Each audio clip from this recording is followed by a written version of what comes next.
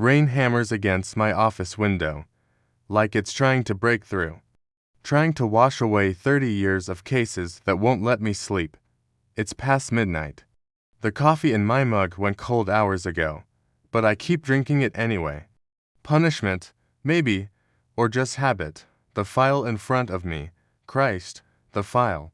I've opened it a dozen times tonight, and each time, I tell myself I'll just review the facts one more time before I close it for good. But there's no closing this one. Not really. Some cases, they get under your skin. They make a home there. Arthur Wright. 52 years old when it happened, a man who coached Little League on Saturdays, who brought his famous potato salad to every neighborhood barbecue, who kissed his wife goodbye every morning like they were still newlyweds after 23 years of marriage. A man who erased his entire family in one weekend, then showed up to work Monday morning with a smile. I light a cigarette, even though I quit 5 years ago. The smoke curls up toward the ceiling, and I watch it disappear into the shadows. That's what Arthur wanted, wasn't it? To make them all disappear. His wife, Jennifer. His daughter, Emma, 17 years old, full scholarship to college that fall. His son, Michael, 14, star on the junior varsity team. Gone. The photographs are spread across my desk like a gallery of lies. Here's the Wright family at Christmas, 3 months before it happened. Everyone's smiling. Perfect teeth, perfect sweaters, perfect suburban dream. The next photograph tells a different story. Same house, same address on Maple Drive, but the perfection is gone, replaced by yellow crime scene tape and the kind of silence that screams. I remember the call. Tuesday morning, April 15th, a concerned coworker said Jennifer hadn't shown up for work. That wasn't like her. She was reliable. The kind of woman who sent thank you cards and remembered birthdays. When the police did the wellness check, they found the dog first. Max was in the backyard, howling. He hadn't been fed in days. Then they went inside. I pour myself to fingers of whiskey. Neat. My hand steady, but my mind isn't. I keep thinking about the detective who first walked through that door, the one who saw what Arthur had done. He retired 6 months later. Never worked another case. Some things break you. The house looked normal from the outside. Lawn mowed, newspapers collected, mail sorted neatly on the kitchen counter. But upstairs, in the bedrooms, the truth was waiting. Arthur had been meticulous. That's what haunts me most. The planning, the precision. This wasn't a crime of passion, some moment of rage that spiraled out of control. This was calculated, methodical. He'd been thinking about it for months, maybe years, building up to it like a man preparing for a business presentation, and when it was done, he went to work. I stub out my cigarette and reach for the witness statements. Paper clipped together, edges yellowed with time. Everyone had something to say about Arthur Wright. Everyone wanted to help, but nobody knew a damn thing that mattered. He was such a good neighbor, one woman told investigators. Always offered to help with yard work. Another said he'd fixed her son's bike chain just the week before. The minister from their church described Arthur as a pillar of the community. A devoted family man. That's the thing about monsters. They don't wear signs. They don't have horns or yellow eyes. They look like everyone else. They smile at you in the grocery store. They hold the door open. They remember your name. The investigation moved fast at first.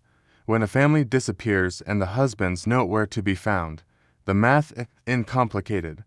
Arthur Wright became suspect number 1 within hours. But being a suspect and catching a ghost are two different things. He'd planned his exit as carefully as he'd planned everything else. His car was found at the airport, keys in the ignition, doors unlocked. Security footage showed him walking through the terminal, just another businessman with a carry-on bag. Then he vanished into the crowd, and the trail went cold. I flipped through the forensics report, though I've memorized every word. The medical examiner's findings.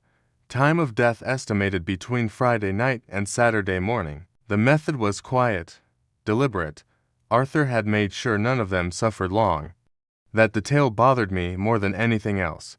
It suggested mercy, and mercy suggested he still loved them. How do you reconcile that?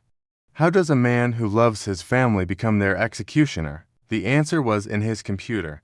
It took us 3 weeks to crack the password, but once we did, the picture became clearer. Arthur Wright had been living 2 lives, bank accounts we didn't know about, email addresses under different names, an entire shadow existence built carefully over 5 years. He'd been embezzling from his company, small amounts at first, then larger. Nearly $500,000 funneled into offshore accounts. His boss had started asking questions. An audit was scheduled for the following month.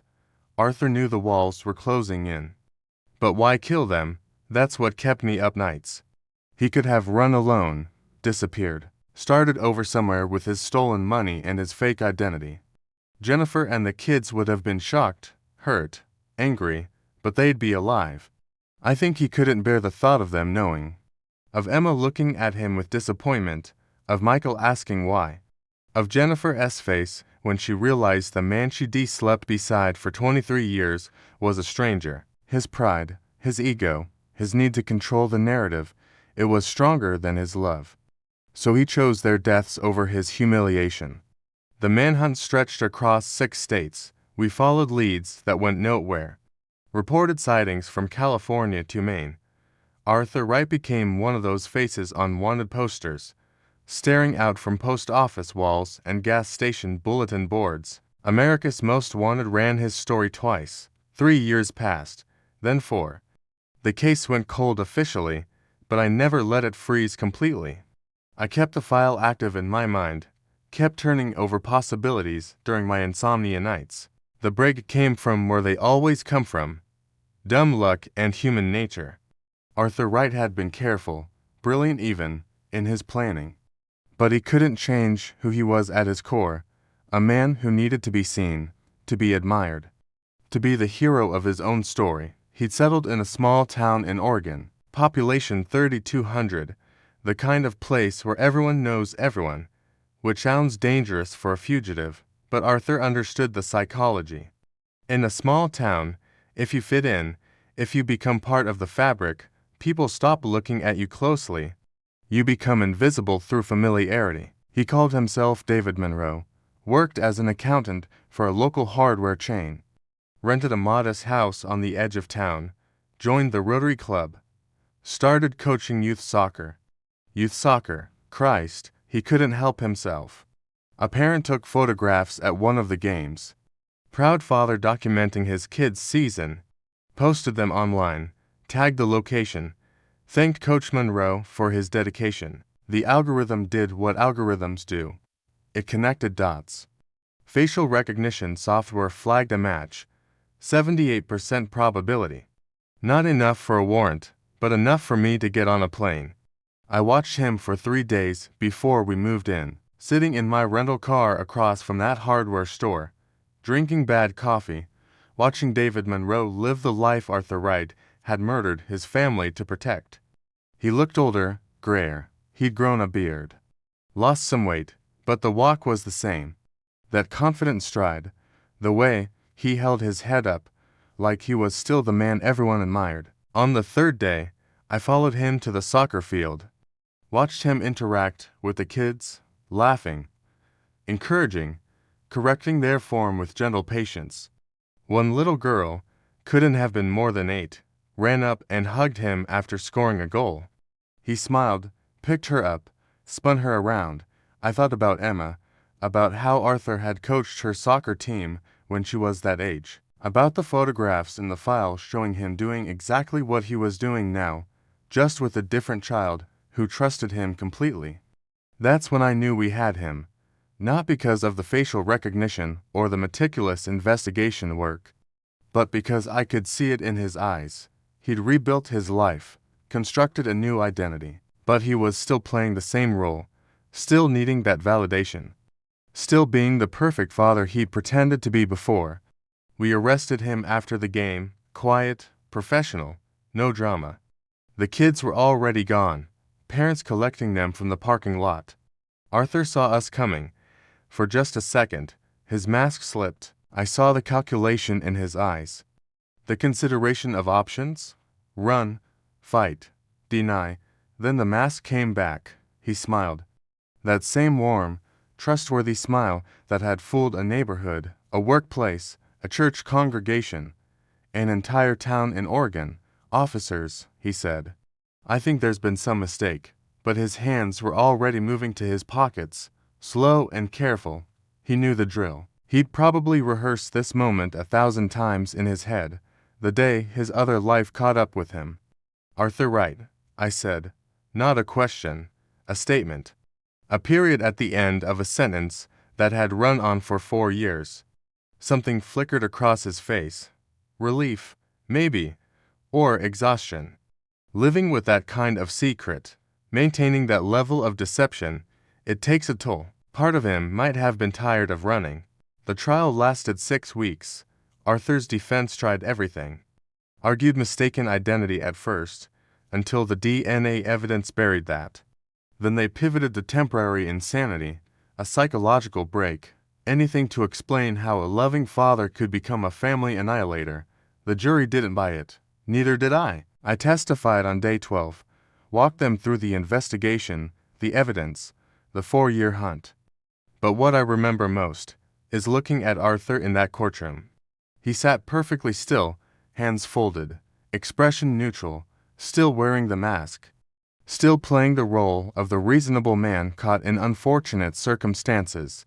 He never testified. His lawyers wouldn't let him. Probably wise. I think if he'd taken that stand, he would have tried to explain, to make us understand his logic. And that's the terrifying part. In his mind, there was logic, a twisted, narcissistic calculation that made sense to him. The guilty verdict came back in for hours. 3 counts of first-degree murder. Life without parole. The judge called it one of the most heinous crimes she'd encountered in 30 years on the bench. Arthur showed no reaction, just nodded slightly, like she'd confirmed an appointment. That was 8 months ago. The file should be closed now. Justice served. Case solved.